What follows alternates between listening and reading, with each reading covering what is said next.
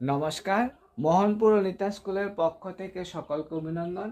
আজকে আমি করাবো সপ্তম শ্রেণীর 12.3-এর যে অঙ্কগুলি রয়েছে সেই অঙ্কগুলি। যদিও অঙ্কগুলি তুলনামূলকভাবে খুবই সহজ, যদি তোমরা একটু বুঝো তাহলে খুবই সহজ, তোমরা খুব সুন্দরভাবে অঙ্কগুলি করে নিতে পারবে।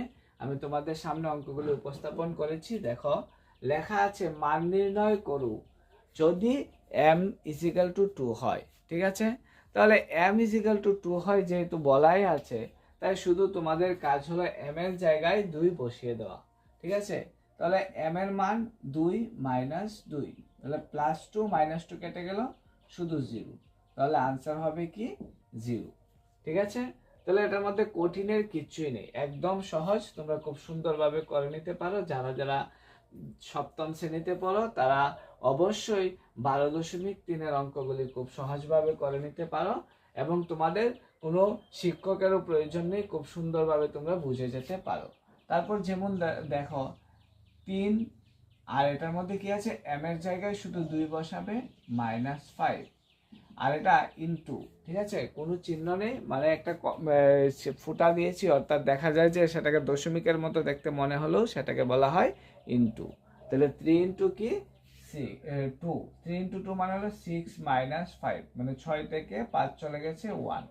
ঠিক আছে, তারপর যে অঙ্কটা সেটা হলো কি, দেখো 9 - 5 ইনটু m এর জায়গায় শুধু কি বসাবে, 2 বসাবে, তাহলে হয়ে গেল 9 - 5 দুগুণে 10, তাহলে -1, +7 আছে মাইনাস, তার চিহ্ন বড়টা ছিল কি মাইনাস, এই জন্য সেটা কি হয়ে গেছে, -1 হয়ে গেছে।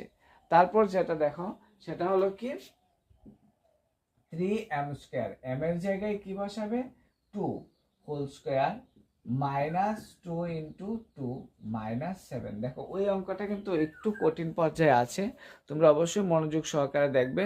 এই অঙ্কটা কিন্তু একটু কঠিন পর্যায়ে, মানে অন্যগুলোর তুলনায় একটু কঠিন। যেমন ধরো দেখো এখানে কি করতে হবে, 3 ইন্টু 2 দুগুণে 4, -4 -7, তারপর 3 × 4 = 12, -4 -7, তাহলে 12টাকে রেখে দাও, -7 4 হলো 11। ঠিক আছে, 7 আর 4 যোগ করলে 11 হবে, মাইনাসে মাইনাসে প্লাস, চিহ্ন বড়টার মাইনাস, তাহলে হলো 1 হয়ে গেছে তোমাদের আনসার। খুব সহজভাবে তোমরা 4টা অঙ্ক করে নিলে। আর লাস্ট যে অঙ্কটা রয়েছে সেটা হলো কি 5m - 4, 5m/2 - 4, তাহলে 5m/2 - 4 মানে 5 ইন্টু 2